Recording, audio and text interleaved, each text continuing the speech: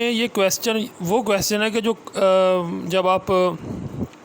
ये paper legal drafting का देते हैं तो उसके साथ ये जो तीसरे नंबर पे होता है उसके अंदर सेक्शन के इंटरप्रिटेशन ऑफ स्टैट्यूज़, तो उसके अंदर ये क्वेश्चन ज़रूर लगता है कि वो कौन सा ऐसा तरीक़ेकार है कि जब अदालत के पास एक मुतलका प्रोविज़न ना हो कानून की या उसके मसाइल उस तरह से हल ना कर सकें, तो फिर वो किस तरह से मसले को हल करते हैं जब उनके पास वो ना हो शिक, ठीक है ना। तो ये वही क्वेश्चन आ गया। इसका इंट्रोडक्शन थोड़ा करते चलें। If there be no express provision statute to meet the requirement of the case, अगर स्टैच्यू के अंदर कोई भी रिक्वायरमेंट जो उसकी है केस की वो उसके अंदर नहीं मिल रही, it can not be said that the court has no power to justice, यानी कि इससे ये नहीं अखज़ किया जाएगा कि कानून जो है वो अदालत को ताकत हासिल नहीं है कि वो अब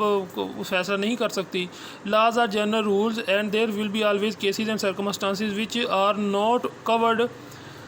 by those rules. So every court, whether civil or criminal, possesses inherent power in its a very constitution to do justice. यानी कि जब जहाँ पर भी every court हो, civil हो, criminal हो, possesses inherent power, उसके पास जो है वो inherent power होती है, ज़ाती ताकत होती है in its very constitution to do justice, कि वो इंसाफ कर सके and to do undo wrong, और जो है वो नाइंसाफ़ी का ख़ात्मा हो, गलती का ख़ात्मा हो, into the administration of justice, और कानून की हाकिमियत हो। Power of court in absence of express statutory provision. Courts have inherited power to do justice or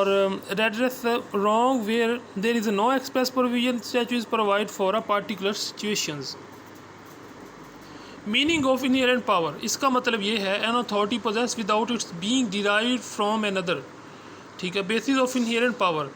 the inherent power का बेसिस यही है यूबीए जैसा आई बी remedy there is no wrong without remedy, यानी कि जहाँ पर कोई गलती हुई है वहाँ पर उसका हल भी होता है। Nature of inherent power, the inherent power of court are not additional और alternate when alternate remedy is available, यानी कि अगर कानून के अंदर वजाहत तौर पर कानून के अंदर जो है वो उसकी रहनुमाई मौजूद है तो फिर जो है वो कोर्ट अपना इनहेरेंट पावर यूज़ नहीं कर सकती, लेकिन जब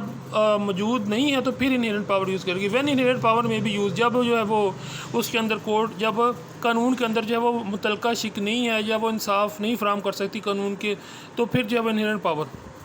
in sense of express provision of law, यानी कि जब जहाँ पर एक्सप्रेस प्रोविजन ऑफ लॉ, यानी कि एक मिसाल के तौर पर मैं आपको समझाता हूँ कि जो है वो अगर कोई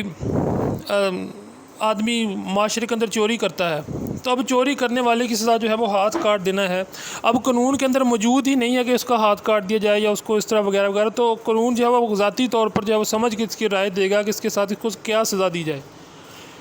तो उसके बाद में चलते हैं next, to give effect to any order under CPC और CRPC, इनहेरेंट पावर में भी एक्सरसाइज ऑल एनी सार्ट, जहाँ पर कानून यहाँ पर शिकमिदा prevent abuse of process of any court. Meaning of abuse process, यानी कि जो कि कानून को गलत तौर पर इस्तेमाल करते हैं वहाँ पर। Who may commit abuse of process, दोनों तरह से हो सकता है, कोर्ट भी कर सकती है, पार्टी भी कर सकती है। Abuse of process by the court, अब कोर्ट की तरफ से क्या आता है, when the court by employing the procedure does something that it never intended and there is a miscarriage of justice, यानी कि ऐसा कोई काम करती है कोर्ट के जिससे इंसाफ की को नुकसान पहुंच सकता है, जिससे इंसाफ के नाम पर दबा सकता है, उसको मिस यूज़ बाय कोर्ट कहते हैं। Abuse by process of party, या पार्टी में abuse the process of the court by the utilizing the procedure to vex the opposite party to secure ends of justice. Inherent power में भी exercise the court to the secure power instances of inherent power, correction of error. इसके फ़ायदे क्या हैं, यानी कि inherent power के, इससे तो ये होता है कि कोरेक्शन ऑफ एरर हो जाता है, यानी कि जहाँ पर भी कोई गलती हुई होती है उसका उजाला हो जाता है, यानी कि कानून के अंदर स्टे ऑर्डर के अंदर इसका बहुत क्वैशमेंट ऑफ प्रोसीडिंग, यानी कि जो लंबी चौड़ी प्रोसीडिंग होती हैं उनसे बच जाता है, जो गलत तरफ जा रही होती हैं प्रोसीडिंग उनसे बच जाता है। लिमिटेशन और restriction against the arbitrary exercise of inherent power, तो आर्बिट्रेरी के अंदर इसकी थोड़ी सी लिमिटेशन आप इसको पढ़ लें। कंक्लूजन में आपको बता देता हूँ, कंक्लूजन इसका ये है कि जब कोर्ट के पास वाज़ेह शिक मौजूद नहीं है तो वहाँ पर inherent power of the court, यानी कि कोर्ट की ये ज़ाती ताकत होगी और वो है वो उस जज साहब जो है वो फ़ैसला करने में उनको आसानी होगी। तो यही वो मतलब है इस क्वेश्चन का। अगर किसी बात की समझ नहीं लगी तो आप कमेंट में मुझसे पूछ सकते हैं। Thanks for watching. देश तरीके कानून बोलता है।